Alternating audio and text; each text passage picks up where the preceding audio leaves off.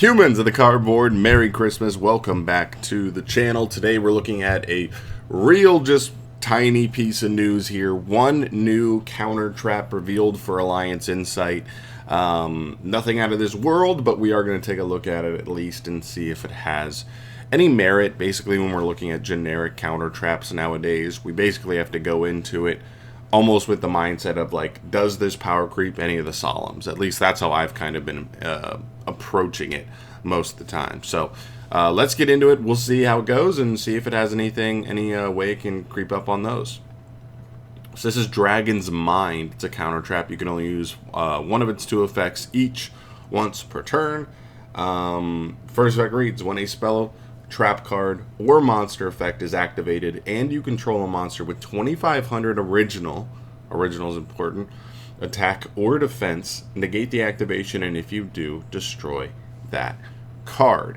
Second effect, if this card is in your graveyard, you can pay 2,500 life points to set this card, but banish it when it leaves the field.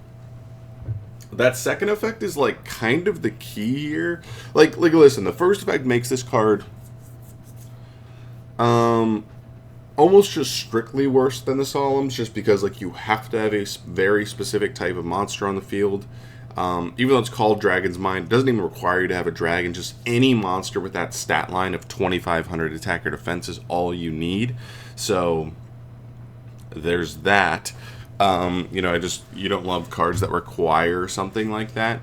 But that being said, the second effect is a little more interesting to me because the second effect basically allows this card to be pretty spicy, I think, with any deck that maybe is already playing Foolish Burial Goods. I mean, I imagine a deck, like, there are random decks out there that, like, their best form of a starter is something that, like, dumps a spell or trap. So if you already would want to play Foolish Burial Goods in a certain deck, and maybe that's also a deck that can end on a 2,500 attack or defense monster naturally, you just send this card, pay the 2,500, you'll reset it, and then you kind of are insulated through board breakers. Like, this is a good card for what it's worth, like, if you have it set up. But the bonus requirement of needing that monster with that stat line, it does restrict it. But if you're fine with that and you're already on a deck that might already consider playing Foolish Burial Goods, that does make this card like a little extra searchable,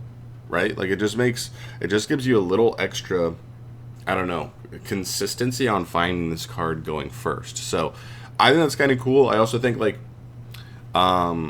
maybe, and like, again, I don't know how well these decks actually use it, but I think of, like, Paleos and how they like to mill, a good amount, or even, what are they called? Tier limits. Woke up very recently, so I'm trying, brain's still revving up. Just decks like those that naturally mill. So even if you're, even if you're not using Foolish Burial Goods, like, do you just play a deck that naturally could just mill this?